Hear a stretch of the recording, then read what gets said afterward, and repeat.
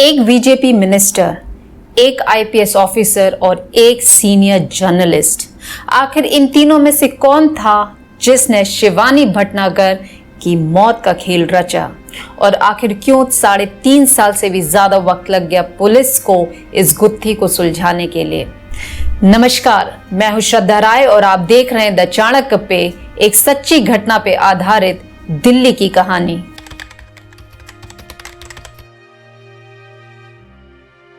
शिवानी भटनागर दिल्ली में रहने वाली और इंडियन एक्सप्रेस की प्रिंसिपल करस्पॉन्डेंस, जो पॉलिटिकल बीट पे काम करती थी, यानी पॉलिटिक्स से जुड़े हुए मामले पर ये जर्नलिज्म करती थी। इनके पति राकेश भटनागर ये टाइम्स ऑफ इंडिया में एडिटर डेस्क पे काम करते थे। काफी सीरियस और संजीदा किस्म के इंसान। इनका एक छोटा सा बच्चा 3 महीने का तन्मय।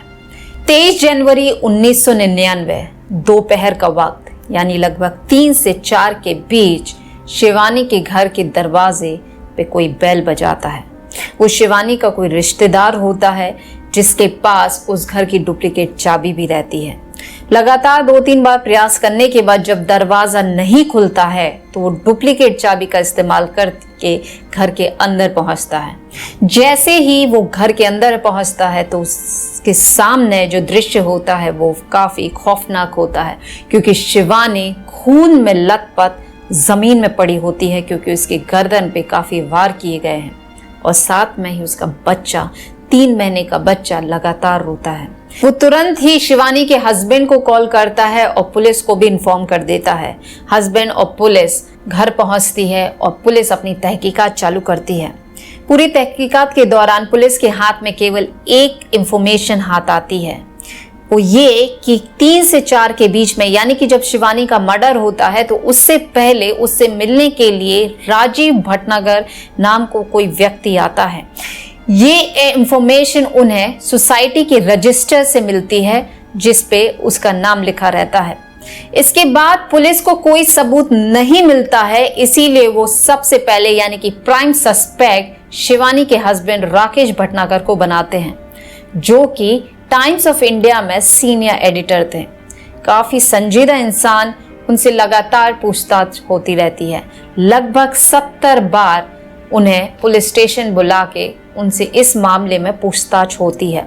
पूछताछ के दौरान केवल 2 इंफॉर्मेशन पुलिस के सामने आती है। पहले कि शिवानी भटनागर और उसके हस्बैंड के संबंध अच्छे नहीं थे, आए दिन इनके बीच में झगड़े होते थे, और दूसरा शिवानी का बहुत ही close friend Ravikant Sharma. Police को जब ये जानकारी मिलती है कि रविकांत शर्मा हरियाणा क्रेडिट के आईपीएस ऑफिसर और एयर इंडिया में विजिलेंस के डायरेक्टर हैं, तो इस बात पे ये ज्यादा इंपॉर्टेंस नहीं देते हैं कि शिवानी और इन दोनों के बीच में काफी अच्छी दोस्ती या संबंध होंगे।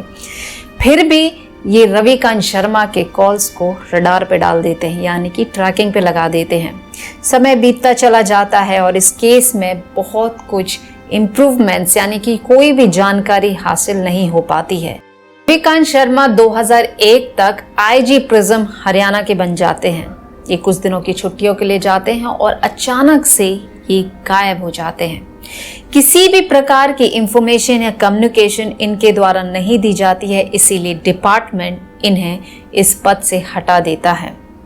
इन्वेस्टिगेशन के दौरान पुलिस के हाथ में 2 अहम चीज लग जाती हैं। पहले श्री भगवान, एक आईपीएस ऑफिसर का लड़का जो कि रविकांत शर्मा के अंडर काम करता था, और दूसरा शिवानी का मर्डर जिस दिन होता है उस दिन के रविकांत की फोन रिकॉर्ड। रविकांत ने उस दिन 4 लोगों से बात की, जिनमें से पहला उनका एक खुद का रिश्तेदार था, दूसरा प्रदीप शर्मा जिसकी लोकेशन शिवानी के घर के पास पाई जाती है, तीसरा और चौथा ये दोनों के क्रिमिनल रिकॉर्ड्स थे, जिसका एक में नाम था वेद शर्मा और दूसरा सत्य प्रकाश।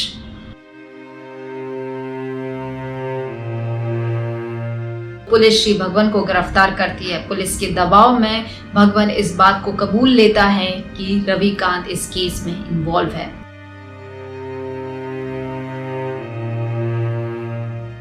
दिल्ली पुलिस पंचकुला हरियाणा पहुंचती है रविकांत के घर पर, क्योंकि इस बात की भनक पहले से ही रविकांत को थी, वो साल भर से गायब था। 3 अगस्त को प्रदीप शर्मा की गिरफ्तारी होती है, जिसकी लोकेशन शिवानी के घर पाई जाती है और रविकांत से इसने उस दिन बात भी की थी। 7 अगस्त 2022 को पुलिस रविकांत पे 50,000 इनाम घोषित करती है और 8 अगस्त यानी कि एक दिन के बाद रविकांत की वाइफ मधु सबके सामने ये स्टेटमेंट देती है कि इस केस में काफी इन्फ्लुएंशियल लोग जुड़े हुए हैं, इसीलिए इसकी सीबीआई जांच होनी चाहिए। 12 अगस्त 2022 को पुलिस के हाथ में फॉरेंसिक रिपोर्ट आती है उस हैंडराइटिंग की जो सोसाइटी के रजिस्टर में लिखी गई थी और घर में पाए गए फिंगरप्रिंट्स के। ये दोनों ही प्रदीप शर्मा की हैंडराइटिंग और फिंगरप्रिंट से मैच हो जाते हैं। इस दिन आर के शर्मा अपनी बेल के लिए भी अपील करते हैं, पर 23 अगस्त यानी अगले दिन ही दिल्ली सेशन कोर्ट इस बेल की अपील को रिजेक्ट कर देती। प्रदीप शर्मा ये बात कबूल लेता है कि ये सारा कांड यानी कि शिवानी का मर्डर रविकांत के कहने पे ही किया गया था। इन चारों ने मिलके अशोका होटल में बैठ के ही रविकांत के कहने पर शिवानी का मर्डर प्लान किया और 23 जनवरी 1999 के दिन ये चारों मिलके कार में शिवानी के घर जाते हैं, पर चारों में से केवल प्रदीप शर्मा ही शिवानी के घर पहुंचता है, बाकी 3 कार में ही बैठे रहते हैं। शिवानी के घर में जाने के लिए यानी कि वो बिल्डिंग में पहले किसी को भी अपनी एंट्री करवानी होती है, तो प्रदीप शर्मा अपना नाम रजिस्टर में राजीव भटनागर लिख देता है। उसके बाद वॉचमैन शिवानी को इंटरकॉम पे इन्फॉर्म करता है कि उससे मिलने कोई गेस्ट आया है, तो प्रदीप शर्मा उससे फोन पे बात करता है और कहता है कि वो राजीव भटनागर है और उसे आर के शर्मा ने भेजा है। आर के का नाम सुनते ही ये प्रदीप को यानी कि राजीव को ऊपर आने के लिए कहती है। प्रदीप एक हाथ में मिठाई का डब्बा और इनविटेशन लेके उसके घर में एंट्री लेता है। क्योंकि ये आर के शर्मा के थ्रू आया था, इसीलिए वो उसे बैठने को कहती है और एक गिलास पानी लेने जाती है और इतने में प्रदीप अपने जेब से एक वायर निकाल के तार निकाल के उसके गले में बांध देता है, जिससे उसका दम घुट जाता है और फिर किचन में जाके चाकू लेके उसके गर्दन पे बहुत ज़्यादा वार कर देता है। इतने ज़्यादा वार कर देता है कि घर में खूना खून हो जाता है। इसके बाद वो वहाँ से निकल जाता है और वहाँ से निकल के वो तुरंत ही रविकांत को इन्फॉर्म कर देता है कि उसने अपना काम पूरा कर दिया है।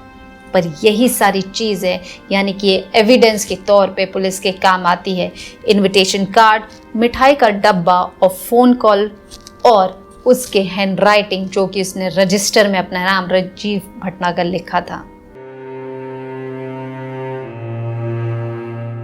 रवि की वाइफ मधु एक स्टेटमेंट देती हैं कि इस केस की पूरी लिंक बीजेपी के minister, communication minister Pramod Mahajan से जुड़ी है।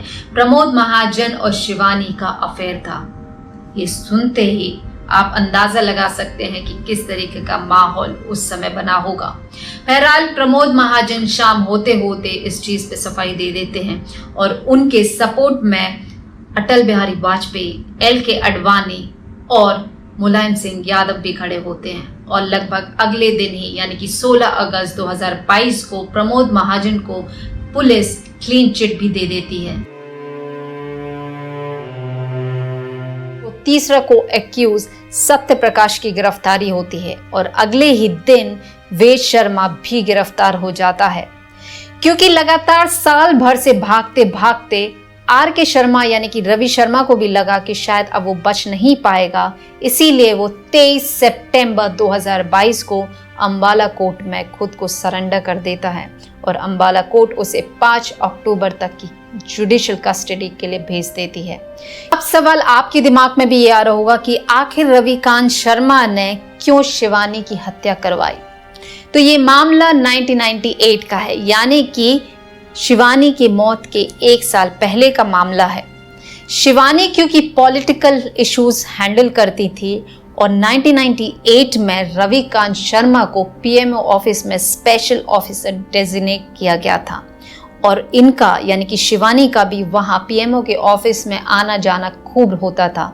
उसी दौरान रवि और शिवानी की एक दूसरे से पहचान हो जाती है, पहचान दोस्ती और इनके बीच में गहरे संबंध बन जाते हैं। इन दोनों का रिश्ता इतना गहरा हो जाता है कि शिवानी जब 3 महीने की स्कॉलरशिप के लिए लंदन जाती हैं तो उस दौरान भी शिवानी इंडिया वापस आती हैं केवल रवि से मिलने के लिए, और रवि भी इनसे मिलने के लिए लंदन चले जाते हैं। इन दोनों का रिश्ता दिन पर दिन गहरा हो जाता है और शिवानी अब इस रिश्ते को एक नया नाम देना चाहती थी। इसीलिए शिवानी रवि से कहती है कि वो उससे शादी कर ले, पर क्योंकि रवि खुद शादीशुदा था और एक बच्चे के बाप भी थे, इसीलिए वो शिवानी से शादी करने के लिए मना कर देते हैं और शिवानी उसे ब्लैकमेल करती है, उसे एक्सपोज करने की भी बात करती है।